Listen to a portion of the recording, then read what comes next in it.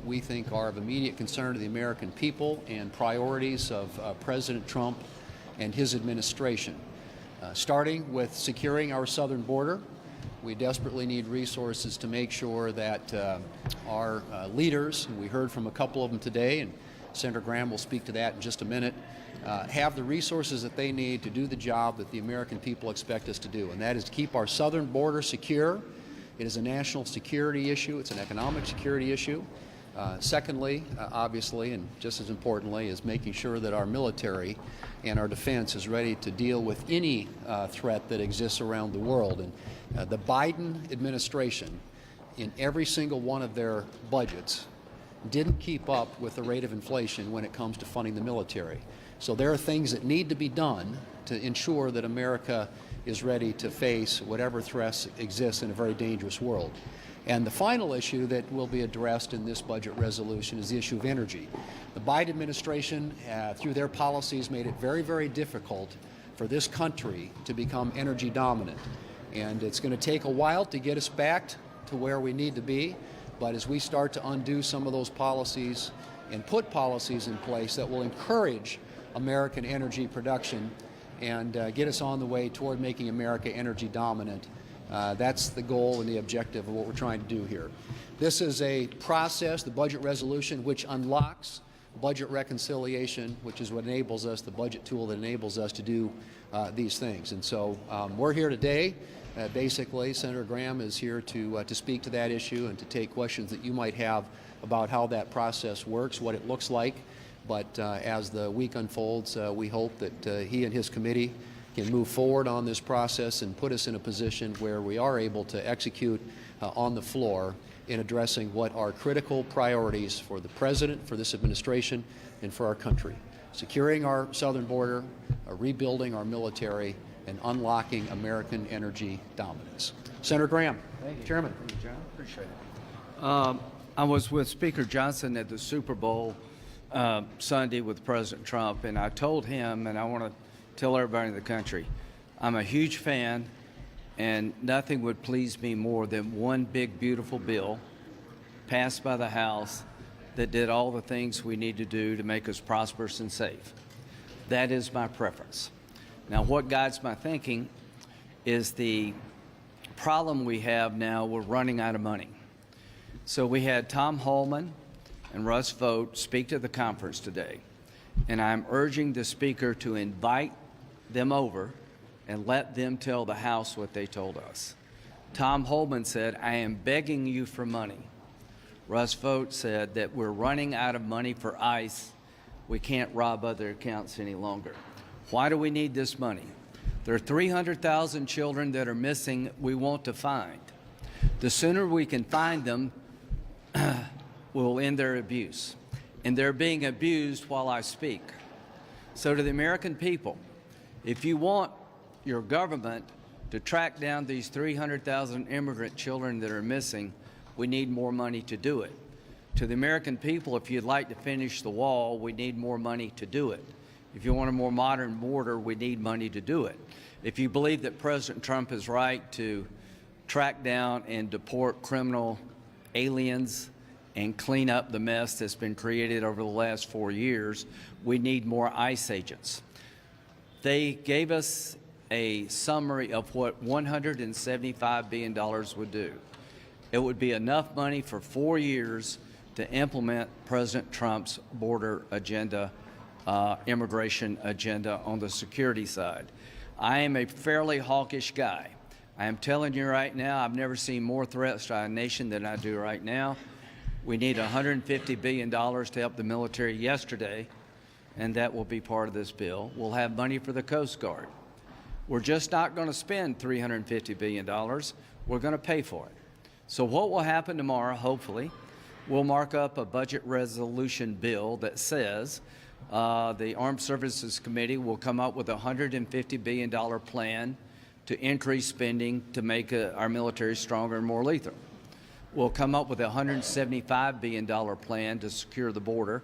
That will be Judiciary and Homeland Security. We'll enact that plan working with the administration. The other committees will be instructed by the Budget Committee to find offsets. So what will they do? They will go into mandatory spending accounts and find offsets to pay for this. And that's what we're going to do tomorrow. And why are we doing it tomorrow? After hearing these two gentlemen today, we're living on borrowed time. I've never been more worried about a terrorist attack on our homeland than I am now. Tom Holman said that the activity on the northern border is at an alarming rate. The number of suspected terrorist types have moved from the southern border to the northern border. After Tom talked about trying to find these children, half of us started to cry. You have no idea what hell these kids are going through. And the sooner we can give ICE and other people the money to free them, the better off our country will be. To my friends in the House, we're moving because we have to. I wish you the best. I want one big, beautiful bill, but I cannot and I will not go back to South Carolina and justify not supporting the president's immigration plan. We're not building a wall, folks. We're hitting a wall. They need the money, and they need it now. Senator Capito. Yeah, thank you. Thank all of you, and I want to thank Chairman Graham for what he has done to educate all of us and to help all of us understand the process at the Budget Committee. We're excited about it, and we know it'll be a successful result. I just want to add my voice to both Leader Thune and our chairman to show that we are very united across the hall with the House and the Senate. We have the same goals. We have the same ends in mind that we share with President Trump. And so we are fighting hard that the House can find the way for the big, beautiful bill. But it's important for them to know that we're working too, so that when that happens, and if it happens, we're all ready. And time is of the essence. On the energy portion, I think it's really important for us to unlock and unleash American energy. It's important for my state. It's important for my citizens. It's important for the country's security, both internal and external. And so we're going to roll up our sleeves. We'll be watching carefully the Budget Committee tomorrow. We wish them every success, and we know they will be successful. I talked about the immigration numbers last week and how the President has delivered with results. We're going to be, this week, giving the President the tools to be more successful, to have good results into the future. Thank you. Questions for Senator Graham? This is for Senator Graham. Senator Graham. Senator Graham. Senator Graham. So you make this compelling case about this money being needed now. You talk about what Mr. Holman and Mr. Vogt discussed. Yeah. I know you said you want them to talk to the House, but if that's the case, the House says, no, we're going to do our own bill focused on tax cuts and government spending. That doesn't seem like they've been able to convince them. Why not? I don't know if they've had the briefing that we just had. I hope they will. And all I can say is the $175 billion was broken down in a way that made perfect sense to me, that we need detention beds, not to release people into the communities to wreak havoc. We need to finish the wall, and we need ICE agents to deport criminals and find these kids. All I can say is I wish the House would at least listen to what they're saying. What compels my thinking? I still want a one big, beautiful bill, but I cannot, after hearing what I heard today, not act. I talked to President Trump over the weekend. He wants to get results.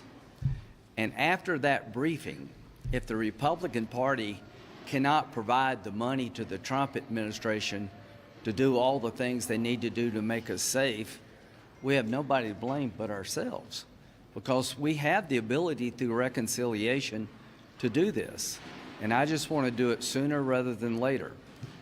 The Speaker said it's a non-starter. He said your plan is a non-starter. So how are you going to pass this when the Speaker says it doesn't have the I'm votes? going to do what I think is best with my colleagues to make America safe. If you listen to what I heard today and you're hesitant to act, that would be a problem. I heard Tom Holman, pretty tough guy, begging us for money. I beg you to give me more resources. I heard Russ Vogt, the OMB guy, say, ICE is out of money. All I can tell my House colleagues, whatever you need to do to get the one beautiful bill, do it. Do it now. You have my blessing, you have my support, But if we can't do it quickly, we need to go to Plan B. I dare say that if most Americans had heard what we heard in that room, this debate would end pretty quickly. We would quickly give money to Tom Homan and the military to get the job done. Leader Stone, did you get a question from the leader? Do you need to be more aggressive about adding additional spending cuts or reforms to get House Republicans on board? All I can say is that we made a commitment as a conference that we're not just going to spend more money on worthy causes. We're going to make sure it's paid for by taking money away from other parts of the government that are less worthy. That's what people at home have to do. So we're going to spend the money in 4 years. That will be enough to enact the Trump immigration agenda on the security side for the entire 4 years. And we're going to pay for it in 4 years. So the authorizing committees that will be instructed to find offsets are going to have to find offsets in a 4-year window. That's more difficult, but I think is fiscally responsible. You're talking about world security and American threats to America right now. Have you spoken to President Trump about USAID?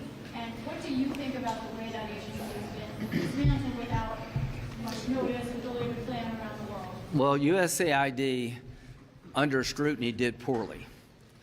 I have been a big advocate for soft power. I'm a pretty hawkish guy, but I've been in charge of the 150 account, state foreign ops account, making sure the State Department is funded. To the men and women of the State Department, you're warriors in your own way. You serve in very dangerous places. I want you to have secure embassies and secure consulates. You represent the best of America. USAID is an agency that let us all down. I've been advocating for soft power for my entire time up here. And what I have seen makes me sick to my stomach. I am for helping starving people. I am for clean water.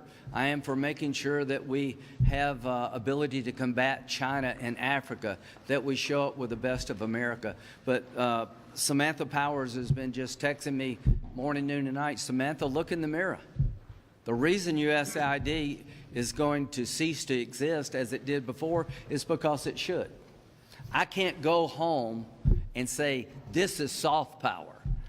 Operas, whatever agenda you got, needs to be focused on making America safer and prosperous by working with people. So USAID is a victim of their own excesses. Senator Graham, Senator Graham, can we please ask some questions to the leaders there? Yes, I would love that. We'll just very quickly. And let me just quickly reiterate one thing that Chairman Graham mentioned, and that is that what we're doing here, we view it is complementary with the House. Now, granted, they are on a different track, but you know, that's why we have this process. And I've hearkened back to in the past, there were two. I remember a time when there were 2 reconciliation bills done. They were negotiated at the same time, simultaneously, moved sequentially. We will figure out how to get to the finish line. And the one thing that we're all interested in and concerned about is unlocking this process, getting started, and getting an outcome and getting a result. Leader, Yeah. Can I get your reaction to J.D. Vance's comment over the weekend that judges are not allowed to control the legitimate power of the executive? Do you agree with that? And do you think the president and his administration should comply with federal court rulings? Well, I think what you're seeing right now is the natural give and take between branches of the government. We have 3 branches to our government, as you all know, and the courts have a way of mediating or refereeing, if you will, some of the disputes between the Article 1 and Article 2 branches of the government. And I think that's what you're seeing here. And I think this is a process that will continue to play out. But do I believe that the courts have a very, very valid role and need to be listened to and heard in that process? The answer is yes. Do some of these executive orders from President Trump need to be codified in budget reconciliation so they don't face the legal challenges they're facing right now? I think that some do, and if they are eligible for and can be included in budget reconciliation, we will make every attempt to do that. Some of the EOs clearly stand on their own. Some, in many, I shouldn't say some, but in many cases would be useful and helpful, frankly, to have it codified so you have something that's durable and doesn't change from one administration to the next. So we'll be taking a good hard look at that and to determine where and when, if possible, we can get some of these things codified and put into statute. Thank you. Very quickly, can you talk about your meeting with Speaker Johnson